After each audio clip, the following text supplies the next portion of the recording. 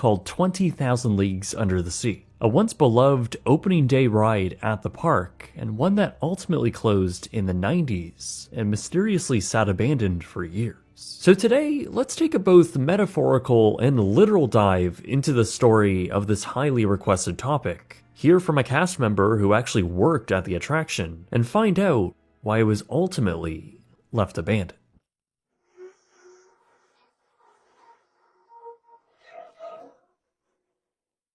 This episode is sponsored by Incogni. Use code BRIGHTSUN at the link below to get an exclusive 60% off an annual plan. The concept of a submarine attraction in a Disney park, or any park for that matter, began in the late 1950s with Disneyland's new expansion of Tomorrowland. It carried on with the theme of new and exciting technology, submarines being one of them. It was called the Submarine Voyage, and it was basically a series of half-submerged, 38-guest ride vehicles that would have portholes looking underwater for each guest. The submarine vehicles would follow a 1,300-foot underwater track where they would journey through a labyrinth of underwater props and effects. It became a very popular attraction at Disneyland. So by the time the company was beginning to plan their new park in Florida, a version of this ride was a must. In fact, Walt Disney World's submarine attraction could be seen in the earliest master planning concepts for the park. It wouldn't be until 1969 though when the attraction was finally announced, a now expanded concept of the Disneyland version, now with a new theme. 20,000 Leagues Under the Sea Submarine Voyage, as its name suggests, was based on the classic Jules Verne novel by the same name. It tells the story of Captain Nemo and his adventures aboard the Nautilus, traveling 20,000 leagues across the oceans. It was also a story that was adapted for the big screen in Walt Disney Productions' 1954 film of the same name. The iconography of that film would be translated into this new attraction, first with the subs being commissioned by a yacht builder on Florida's west coast, ultimately being trucked across the state to the park, which by this point was gearing up for the grand opening. Ultimately, 20,000 Leagues came in around $800,000 over budget, with the company spending what is the equivalent of around $67 million to build. Regardless, it would open more or less with the rest of the park on October 10th, 1971. Immediately from opening day, the ride was very popular. Much like the ride system it was based on over in Disneyland, this too would follow an underwater track and discover various environments around the tank. After simulated diving bubbles cover the guest portholes, the subs would pass underwater sets of aquatic plants, animals, and even divers. After another bubble sequence simulating even further descent, the subs would enter the covered show building. There, guests would pass by shipwrecks and deep oceans filled with blacklit creatures. Guests would then encounter the lost city of Atlantis, along with mystical creatures like mermaids, a serpent, and a giant squid attacking the Nautilus. This whole attraction was pretty cool, and it's no wonder why it was so popular with guests. It was an overall very impressive and practical journey through a Jules Verne adventure. This was also a time when Disney sold ticket books and people would pay per attraction. 20,000 Leagues was considered an e-ticket attraction, the highest category Disney would sell, and it was also among some of the highest attended attractions at the park. It did benefit from having a decent capacity of around 2,400 people an hour. Because it was an e-ticket attraction, it also generated decent sales, around $10 million worth a year adjusted for inflation. However, despite that, it was also the lowest profit-generating attraction in the e-ticket category. Its operating expenses dwarfed every other ride at the park at $7.4 million a year adjusted for inflation. For comparison, Haunted Mansion, a massive Omnimover ride that had a way higher capacity, only cost around $4.4 million adjusted for inflation a year. So despite how popular 20K was, it consumed a lot of operating money just to keep it going, even this early on. So as time would pass, that problem would only get bigger. Regardless, 20,000 Leagues Under the Sea would continue to operate over the next few decades, standing as a significant attraction at the Magic Kingdom and continuing to be a fan favorite. This was in part thanks to the 20 or so cast members per shift who worked at the attraction. One of them being Chris Cooper, who worked at 20K between 1991 and 1994. I know for me, one of the most special moments for me in my 3 years working there was I was working on the dock one day and this kid, about 10 years old, gets off the boat. He goes, "That was awesome." I was like, yeah, it is.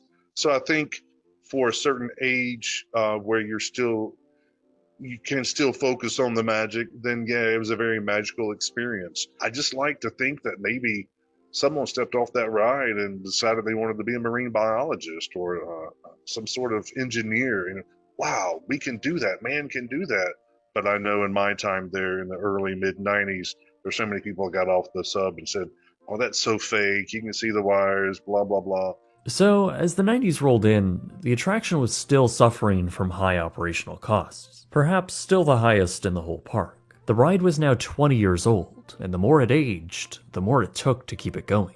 Problems with air conditioning as well as general wear and tear had plagued the attraction through its history, and internally, it was well known that park operations were pushing to have it sunset. Though the attraction was certainly not falling apart, and many aspects were still working fine. The political atmosphere within the park was shifting, however, and this spawned rumors on the idea that the attraction might close. Curiously, it was omitted from the VHS promotional material for the Magic Kingdom in 1993. But without any cause for concern, on September 5th, 1994, 20,000 Leagues Under the Sea would casually close for maintenance. The Orlando Sentinel made note of this, and they asked a Disney spokesperson, who said, quote, "It will be back at an undetermined date and may include improved effects." Sounds like a very loose promise for a massive e-ticket attraction, but okay, sure. Now, internally, the attraction was scheduled to be back in service by December 16th of the same year. As time went on, however, no work or announcement had been made.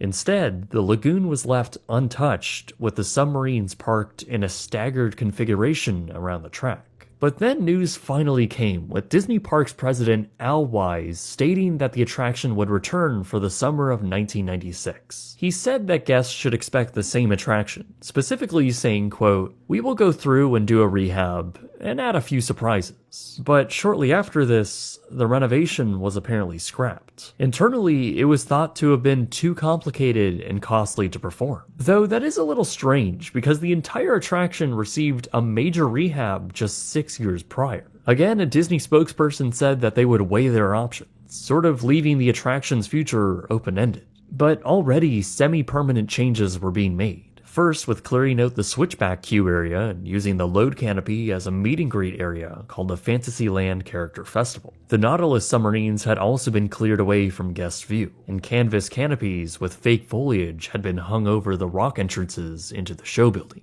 Meanwhile, to the west of the lagoon, Ariel's Grotto had been opened up. Another meet and greet area that also featured a splash pad and a waterfall rock formation that flowed into the 20K lagoon. A part statue, part water fountain from Ariel's Grotto had also been erected in the water. It was pretty clear by this point that the attraction was not coming back anytime soon, and these semi-permanent installations were proof that Disney was abandoning their attraction. To further drive home the suspicion, the ride vehicles were then completely removed from the attraction and placed in the boneyard. That's actually the site along Bay Lake where the canceled Persian resort was going to be. The only official acknowledgement from Disney came in 1998, with the show designer stating simply that it was a very valuable piece of property. He went on to say that the next major attraction to occupy the site will take years of development. And that's exactly what would happen, as both the subs and the physical attraction would continue to sit this way for the next few years. Unbelievably, the massive lagoon, filled with all 11.5 million gallons of treated water, plus all of its theming, would just stay in place completely untouched. With the track clearly visible underwater and the load station still in place, only the overgrown vegetation and lack of submarines were any indication of the attraction's weird state of limbo. In fact, it would remain this way for nearly a decade. 9.5 years of the 4-acre attraction, pretty much a quarter of Fantasyland, all just sitting abandoned. During this time and in the background, there were some rumors about what might be replacing it. Perhaps the most developed was a mountain, in some iterations taking the name Fire Mountain. But nothing was ever really concrete, and the location of this concept would change and ultimately never got greenlit. I remember hearing things like it might be replaced with a Little Mermaid attraction or some sort of walkthrough attraction, and the thing about was the Fire Mountain. I remember hearing about these things, maybe that last summer I was working there in '94. It was likely down to the sheer cost to demolish the attraction, which was holding Disney back from moving forward. And for a company in a corporate position that was more fragile than ever, parks were struggling to find the budget to replace it or even remove it. Ultimately, by early 2004, that demolition would finally come. First, with draining the entire site. That revealed the sun-worn and corroded props in the main lagoon, which then began to be ripped out. However, inside the show building, well, things were a lot more eerie. Since 1994, all of the props formerly underwater had remained in place, also corroded and now in the process of being removed. In the dark, rather low height of the show building, standing from the wooden service catwalks, cast members, demolition, and salvage crews all took some truly incredible photos of the former attraction. With just about a foot or two of standing black water below, all of the showpieces were now exposed in no way a guest would have ever seen. Out of the water, they also showed how decayed everything had gotten, with these show scenes just sitting idly in the water, presumably without any maintenance for almost a decade. Sediment had settled on much of the fiberglass rockwork, while the waterline is a distinct indication of the amount of fading. Perhaps the most eerie section, though, is the Atlantis scene. The decapitated stone heads, along with all of the other stone structures, just feel so liminal. And both animatronic serpents are genuinely frightening, sitting there in around a foot of dark water in a pitch black room. Those, along with both disintegrating giant squids, are nightmare fuel, and it's pretty weird to think that all of this was just sitting here within the most visited theme park on Earth. But that wouldn't be for long, as shortly after these photos were taken in mid-2004, the show building's props and show scenes were then ripped out. Front loaders carried out everything else that had now turned into brown rubble, while the outside lagoon also got the same treatment. By fall of 2004, the demolition was complete, and crews brought in dirt to grade the land. During this fill of the site, only a fraction of the land would actually be used for something. That would be a very small kids' play area called Pooh's Playful Spot. The remaining perimeter of the former attraction was just graded with a decently tall berm that had thick landscaping surrounding it. With this transformation, Magic Kingdom lost not only an e-ticket attraction, but also a few acres of guest capacity, which is honestly pretty rare for the park. While all of this was happening, the subs in Disney's Boneyard would continue to rot away. They had sat here since the 90s and were clearly in rough shape. Finally, they were taken to another location on property. Here, they would be stripped for parts by a third-party auction house, who would proceed to sell many of those stripped parts on eBay. The subs would continue to sit there for a little bit longer, until they were buried in place in late 2005. Of the 12 ride vehicles that were built, only 2 were saved in their entirety. Both were treated for contaminants and sent on a barge to Disney's private island, Castaway Cay, sometime in the year 2000. They were then deliberately sunk in the snorkeling lagoon, allowing guests to swim right up to them. Though I'm honestly not sure what happened to the second one, as there really isn't a conclusive answer as to where it went. As I understand it, only one remains submerged in the snorkeling area to this day, though many of the distinctive design features have been broken off and just the core body remains. Meanwhile, back on the mainland, Magic Kingdom was gearing up to finally put all of this cleared land back to use. In 2009, they announced New Fantasyland, a massive expansion that was going to use up every square inch of the former attraction site. This new area would feature a bunch of new meet and greets, a big table service restaurant, a Dumbo relocation and expansion, along with a Little Mermaid attraction. However, this plan was altered slightly by 2011, replacing the center meet and greet area with a family coaster called Seven Dwarfs Mine Train. Ultimately, the Pooh's Play area and Ariel's Grotto would close in 2010 to make way for construction. It would start almost immediately, transforming the site into the massive expansion for Fantasyland, which the opening of Seven Dwarfs Mine Train marked the end of in 2014. Besides Disney employees marking the opening of the Little Mermaid attraction by pouring the former 20,000 Leagues water into it, plus a small nod to the Nautilus and the rockwork, there really isn't much of a trace of the former attraction. Its entire footprint has been completely developed over, while only one ride vehicle still exists, albeit underwater. Well, I guess the other ride vehicles technically still do exist, but they're buried under Disney property. So until Disney ever digs them up, that's really it for this beloved opening day attraction. Now, that's not to say the theme and spirit is entirely gone. Disney parks around the world have various takes on the same classic Jules Verne story. And remember, the ride system was an adaptation of Disneyland's, which does indeed still exist. Though weirdly, it too would close in the 90s and sit abandoned for years. But thanks to hard lobbying from Imagineers, the attraction was spared and reopened as Finding Nemo's Submarine Voyage. Likewise is Les Mystères du Nautilus at Disneyland Paris. It opened in 1994, ironically the park which caused the company's financial stress to put pressure to close the Florida attraction. Perhaps the most similar, though, is Tokyo Disney Sea's version of 20,000 Leagues Under the Sea. Honestly, it might be the best adaptation of this theme, which has guest pods that go on a similar journey, though not through actual water. Instead, water is filled between two glass panels in front of you to create the illusion that you're underwater. But I think people will always especially love the original attraction in Florida. One that was expertly developed as a ride concept that lasted for decades as a convincing and engaging attraction. In the end though, 20,000 Leagues Under the Sea had so much going against it. Despite a relatively decent guest capacity, the amount of actual people being moved through the attraction was slower than others, and that's because the boarding process was much more complicated.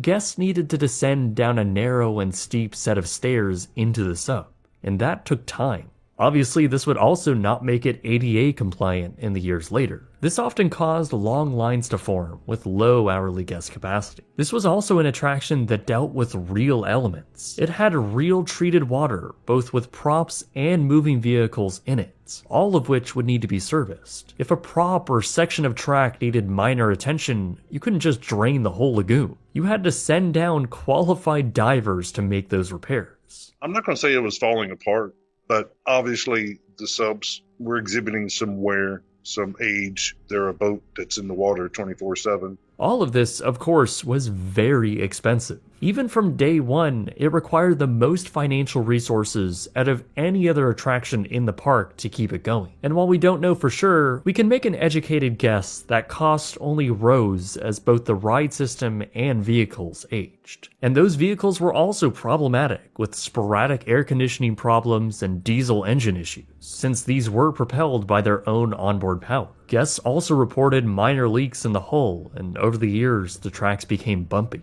While guests still rated it very high and revered it as a classic, Magic Kingdom park operations wanted it gone. It was a constant headache for them, and I'm sure dragged down profit margins for the park as a whole. After Euro Disneyland opened and failed to generate profit, the company as a whole also became a lot more frugal, and park executives seized this opportunity to close the attraction for good. We may never know why Disney gave such erroneous quotes in the press, stating that the ride was safe from the wrecking ball, then saying it was just a refurb, then giving various reopening dates that would obviously never happen. It's been reported that Disney had internally announced the attraction was indeed going to close when it did in 1994. That was despite Disney publicly saying otherwise on the record. Regardless, they closed the attraction without any clear plans of what they were going to do with it. And that was clearly evident by the fact that the attraction sat abandoned for nearly a decade. In fact, it would turn out to be over 16 years until Disney World actually broke ground on a permanent replacement for the attraction. It's just a bizarre series of events. And while many may be sad that they missed the attraction or never got to experience it, at least the concept does live on in other iterations across Disney's theme park portfolio. And of course, the ride has been well documented by passionate fans, like those at 20kride.com, a great website which has enormously helped me for making this video.